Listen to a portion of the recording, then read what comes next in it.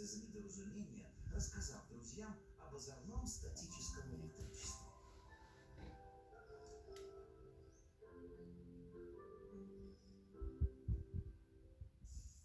Но и оно временами бывает очень даже полезным.